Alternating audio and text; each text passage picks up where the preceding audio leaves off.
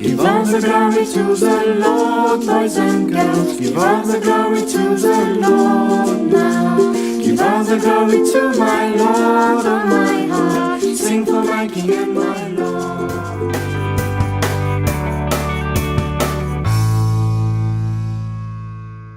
Bonjour les amis, les petits comme les grands, j'espère que vous allez bien. On se retrouve aujourd'hui pour une nouvelle émission pour partager ensemble la parole de Dieu autour du thème de la sagesse. Alors les enfants, j'ai une question pour vous. C'est quoi la sagesse? Quand on parle de quelqu'un qui est sage, à qui est-ce que vous pensez?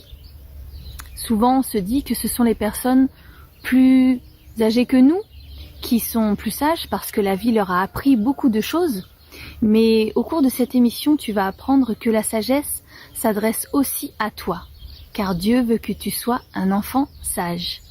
Alors écoute bien et surtout mets en pratique.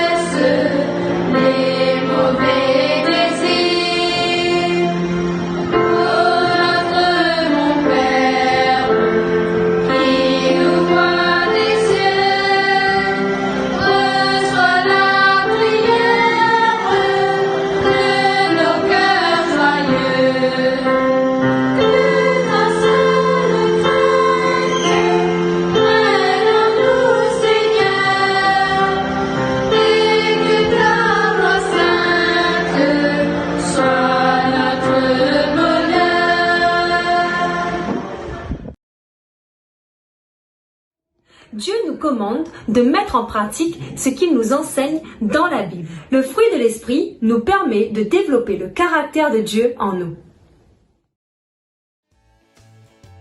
A J P P B B F D T. A J P P B B F D T.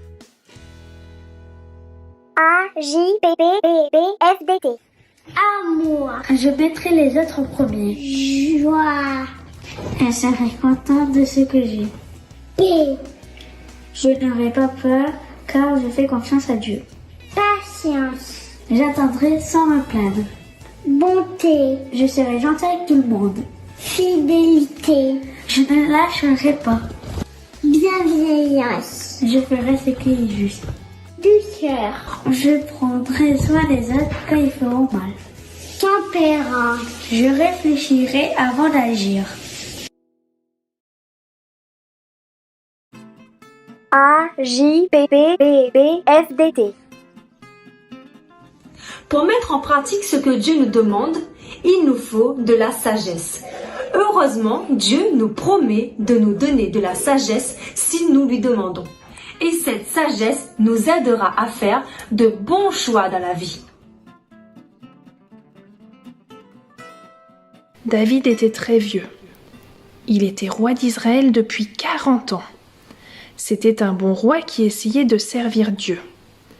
Même en faisant des erreurs, David était toujours désolé et essayait de faire de son mieux. David était maintenant sur le point de mourir. Il dit à son fils Salomon d'être le nouveau roi. Suis toujours le Seigneur, Salomon. Obéis bien à ses ordres. Et puis David est mort. Quand Salomon devint roi, il prie à Dieu et dit : Seigneur, je veux être un bon roi. Je veux aider et servir les autres. Donne-moi La sagesse pour faire la différence entre le bien et le mal. Dieu a répondu à la prière de Salomon. Salomon est devenu très connu. Il était très sage, très riche et très célèbre. Les gens venaient de partout pour parler de leurs problèmes. Et Salomon donnait des conseils judicieux pour les aider. La crainte de l'Éternel, c'est le commencement de la sagesse. Psaume 111, 10a.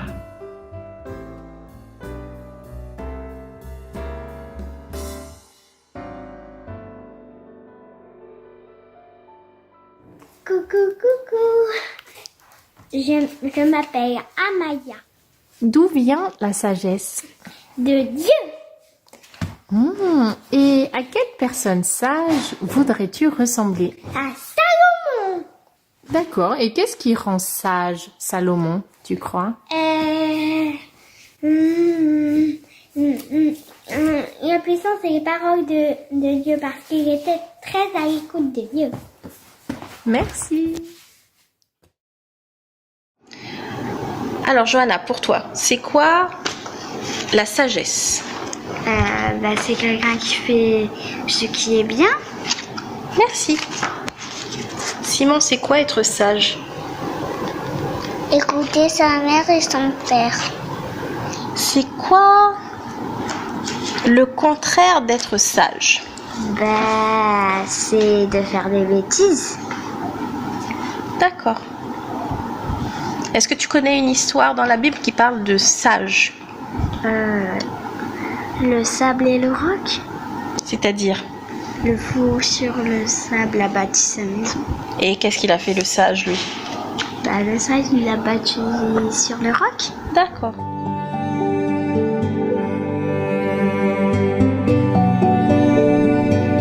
La maison bâtie sur le roc.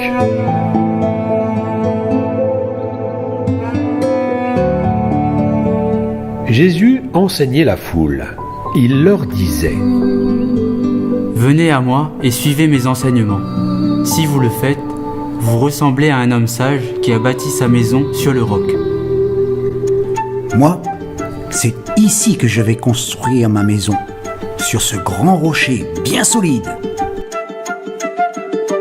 Et cet homme sage se met à creuser, encore et encore, toujours plus profondément.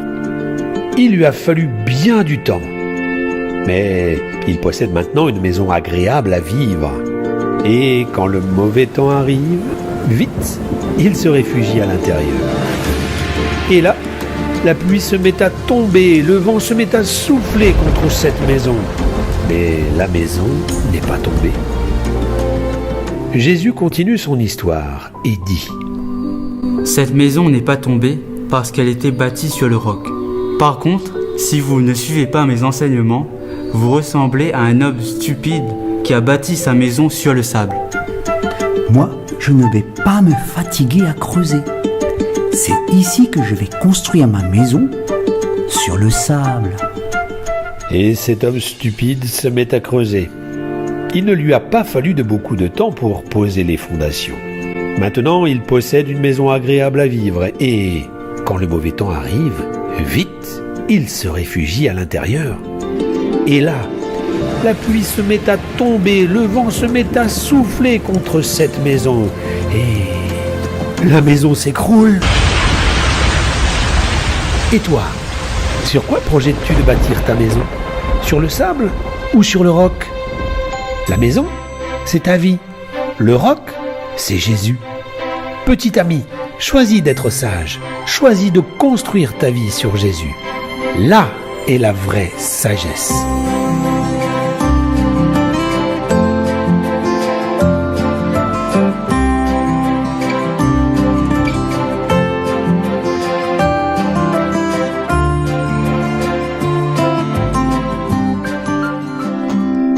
Si tu veux construire une maison, ne bâtis pas sur le sable.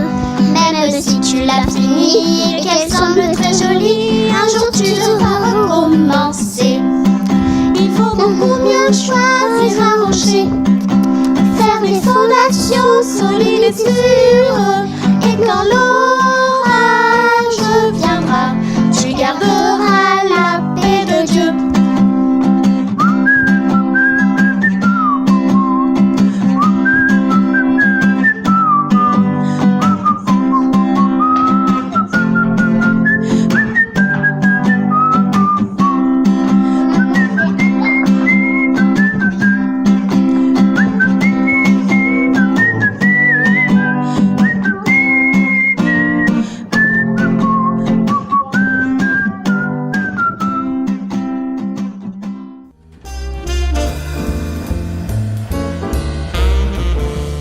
As-tu déjà observé une fourmi?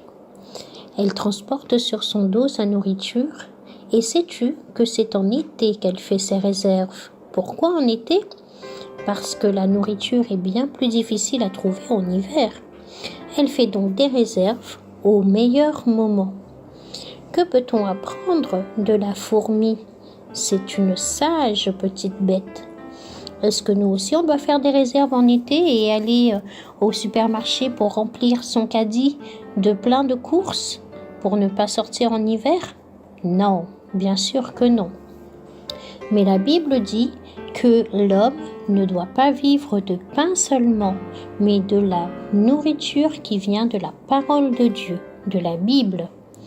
Être aussi sage que la fourmi, c'est prendre du temps au bon moment pour stocker dans notre petite tête et dans notre cœur ce que la Bible nous dit.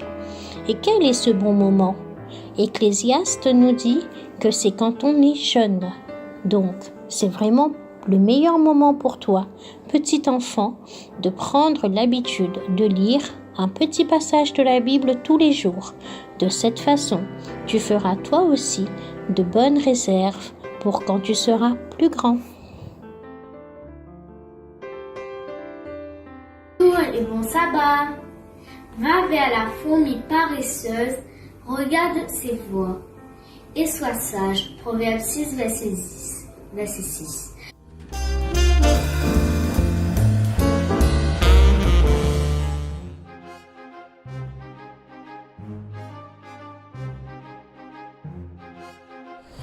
Coucou les enfants, connaissez-vous le daman des rochers? C'est un petit animal très curieux dont je voudrais vous parler ce matin. Le daman est un tout petit animal, de la taille d'un lapin environ, avec des oreilles courtes et arrondies. Alors bien sûr, ce n'est pas un daman qu'on voit ici, mais avec un peu d'imagination, on peut faire comme si c'en était un. Il faut savoir que les gens confondent souvent le daman avec un rongeur. Mais en fait, il fait plutôt partie de la famille des éléphants. Curieux, non? Le daman n'est pas un animal puissant, comme le lion par exemple. Il n'est pas non plus rapide comme le guépard. Les pattes sont très courtes, ce qui le rend plutôt à l'aise pour sauter sur les rochers. Quand il se sent en danger, le daman se cache sous les rochers pour se mettre à l'abri. Ou encore pour grimper aux arbres. Vous l'avez vu les enfants, le daman sait faire preuve de sagesse lorsqu'il est en danger. Voulez-vous être sage comme le daman? Si vous vous sentez faible ou en danger, il vous faut un rocher pour vous mettre à l'abri. Le péché nous sépare de Dieu. Et normalement, nous mériterions la mort. Mais Jésus est mort à notre place sur la croix pour nous pardonner. Alors il nous faut reconnaître que nous sommes des pécheurs, demander pardon à Dieu. Et Jésus, qui est le rocher, viendra nous mettre à l'abri et nous aidera à surmonter toutes nos difficultés. Bon sabbat les enfants.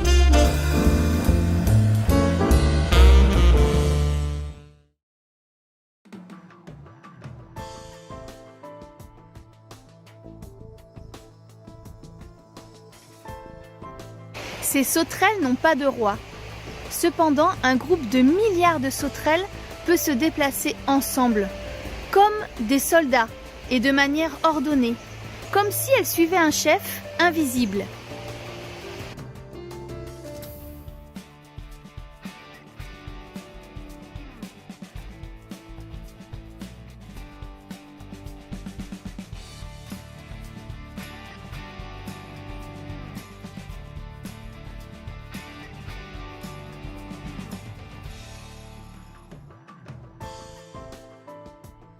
Solitaire, le criquet pèlerin est un animal inoffensif de la famille des sauterelles. Cependant, Il arrive qu'ils volent en très grands groupes. On appelle ça un essaim. Et quand cela arrive, ils sont tellement nombreux que cela forme comme un gros nuage qui obscurcit le ciel.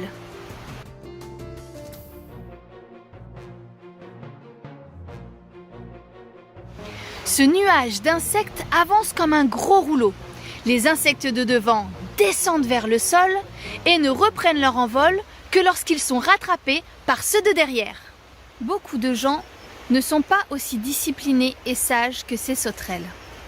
Ils pensent qu'il n'existe pas de chef invisible. Pourtant, Dieu est là et bien réel. Mais ils n'en font qu'à leur tête. Ils font ce qu'il leur plaît. Comme s'ils n'avaient de compte à rendre à personne. Si tu veux être aussi sage que la sauterelle, alors toi aussi, tu dois te laisser diriger par ce roi invisible. Ce roi, c'est Dieu. Même si tu ne le vois pas, il te parle dans sa parole. Et si tu lis la Bible et que tu lui obéis, alors il fera toujours ce qu'il y a de mieux pour toi.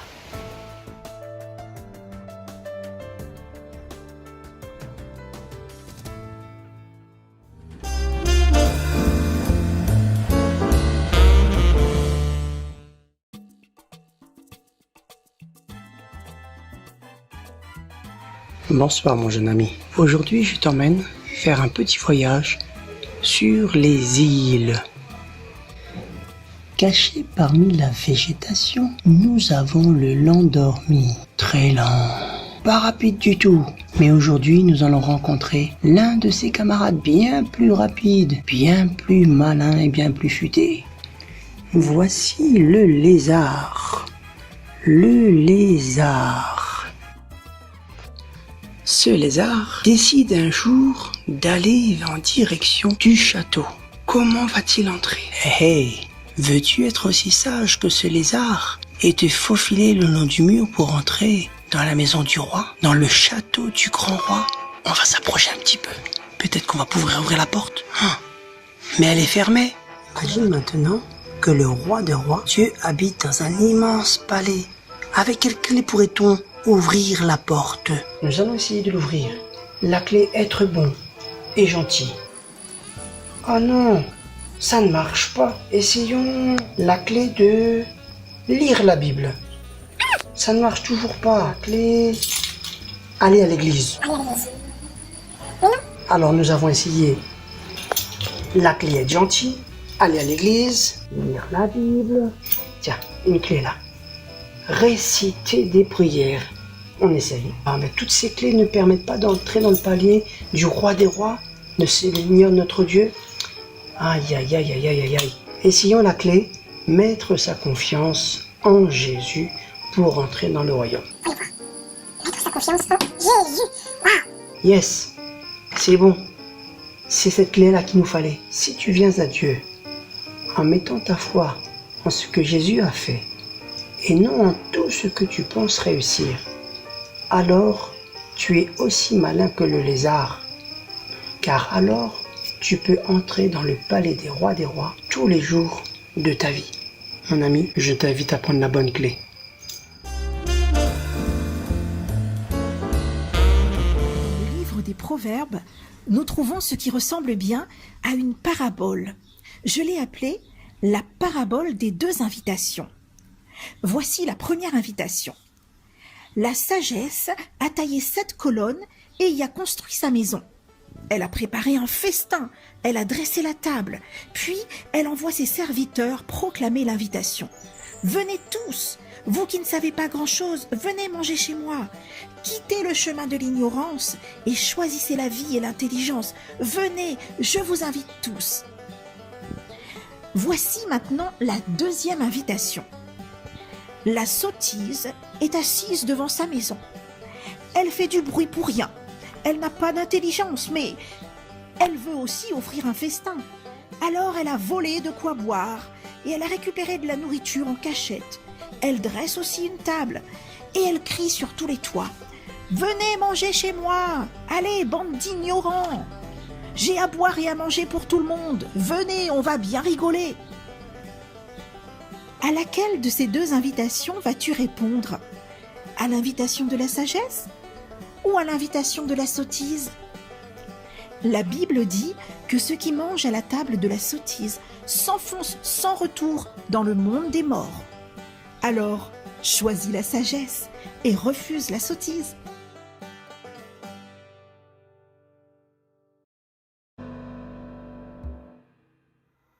Je suis petit, mais peu m'importe du bon berger. Je suis l'agneau, je puis donc entrer par la porte qui mène au ciel, tout son troupeau. À que je m'aide, oh mon sauveur, sous ta houlette, mon jeune cœur. Je suis petit, mais à mon âge, je suis tout comme moi. C'est sur mon esprit de sage, je serai comme toi. À que je m'aide, oh bon sauveur, sous ta houlette, mon jeune cœur.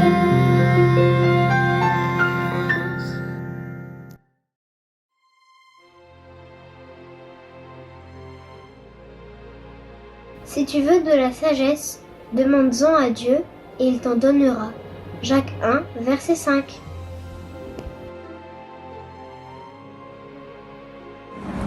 Dieu donne la sagesse, l'intelligence et le bonheur à ceux qui vivent pour lui plaire.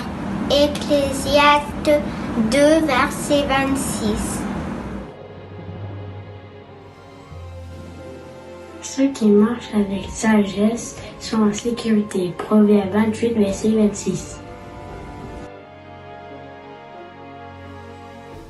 Fais attention à ta façon de vivre, ne sois pas fou, mais sois sage. Éphésiens 5, verset 15.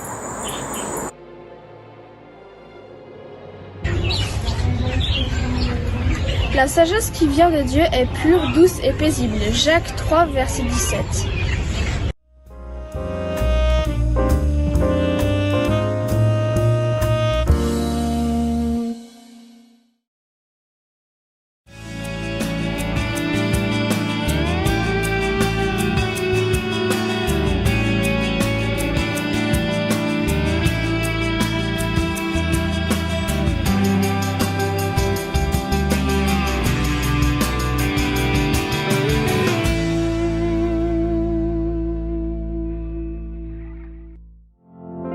Le commandement de la sagesse, c'est la crainte de l'Éternel. Romains 9, verset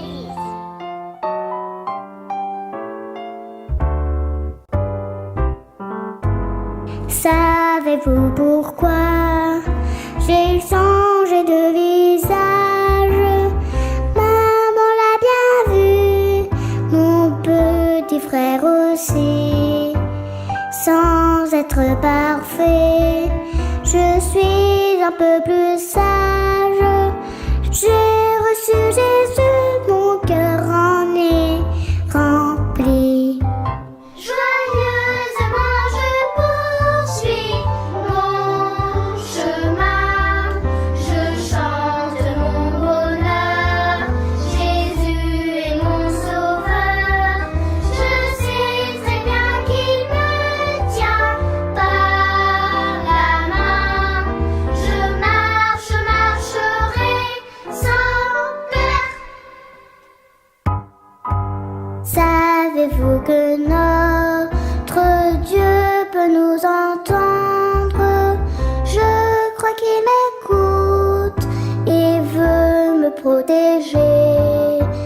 Si le mal approche, cherche à me surprendre.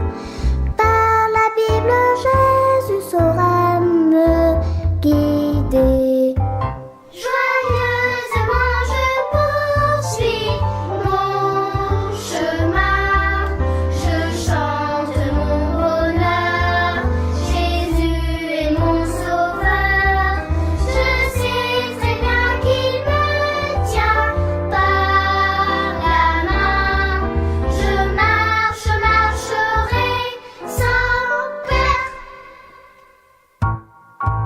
Savez-vous ce qu'il faut à ceux de mon âge?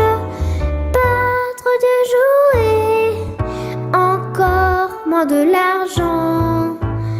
Disons-leur partout, jusque dans les villages, que Jésus seul pourra les rendre contents.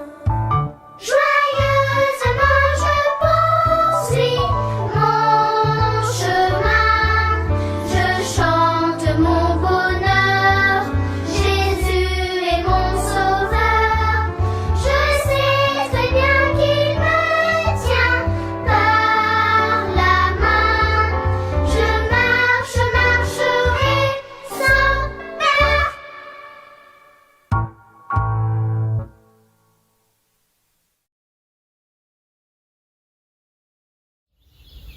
Pour terminer ce moment, je voudrais t'inviter à prier avec moi.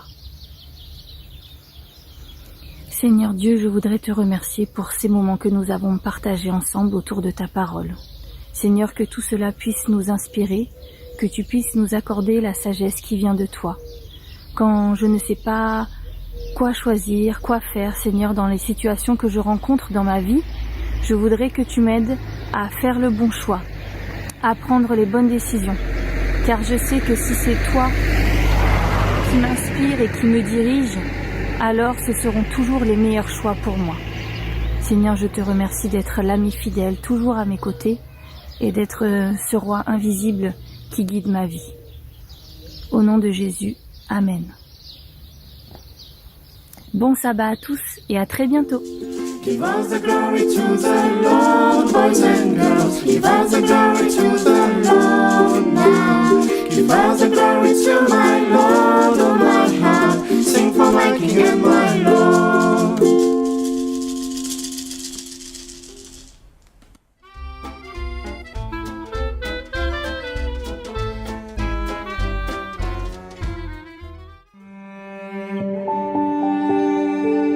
La case en l'air sur le cap. Et takon de moun, y a coup de Jésus causé. Jésus, il dit comment? Viens, Zot, suis sac midi. Si Zot, il fait ça, Zot, les pareil à un boug, il veut monter un case. Il fait travailler son esprit et il décide, monte son case sur le roche dur. Moi, c'était à la mi-monte mon case. Dessus gros roche là, les solides ça. Et le boug l'a pioché, l'a fouillé, l'a pioché, l'a fouillé. La prend le temps, oui, pour faire le soubassement là. Mais à cette heure, l'inena un case les dos. Et l'air que le gros temps y arrive, vitement les court dedans. Et là, la pluie tombe, un gros tombé de pluie. Le vent il souffle contre la case. Seulement, case là il tombe pas. Et Jésus il continue son histoire. Il dit comment? Case là l'a pas tombé à cause de la construit à lit sur le roche. Seulement, si Zot y suivent pas sac midi à Zot, Zot les pareil un laisse trévaguer, il monte son case dans le sable. Côté, moi mi ça pas fatigue à moi pour fouiller. T'es la même mi ça monte mon gaz dans la sable. Et se laisse trévaguer, il commence fouiller. Vitement, fondation case la fin posée. À cette heure, il n'a un case les dos. L'air que le gros temps y arrive, vitement, il court en dedans. Et là, la pluie tombe. Un gros tombé de pluie. Le vent il souffle contre la case et il bat la case à terre. Et où ça où compte mon toute case? Dans le sable ou sur le roche? Mon toute case dans le sable, c'est amener notre vie comme il veut, sans Jésus. Mon toute case sur le roche, alors là, on amène notre vie avec Jésus. Marmaille, choisis mon toute case sur Jésus. Les plus solides, oui.